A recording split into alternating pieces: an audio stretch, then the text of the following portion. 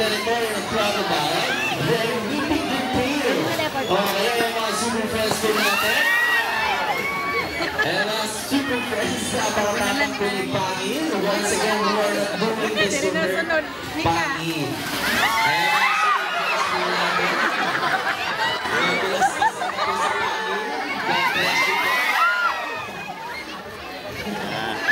Ayan mga super friends ko natin. Ito ang software crocodile. At alam niyo po ba, maganda na po si Pangin. Estimated age po natin kay Pangin ay 82 years old. Okay? 82 years old. Okay? And ganun po siya katanda.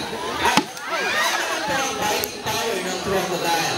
Ganun naman po kalakas ang kagat ng isang crocodile. Kapag susukatin po natin, ganun kalakas, nagkakaabot po yun ng 5,000 pounds per square inch. Ganun naman po kalakas. At imagine nyo po ganun pressure. Alright?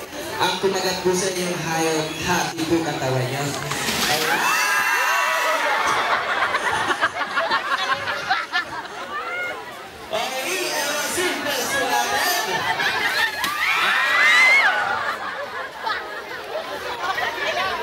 That was close. And last move, kuya.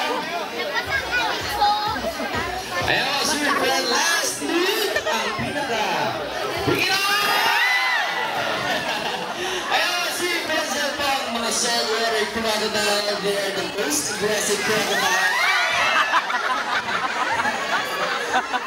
Pinaka-aggressive na crocodile sa buong mundo. Ang mga saltwater crocodile. For our next show, if you want to see how we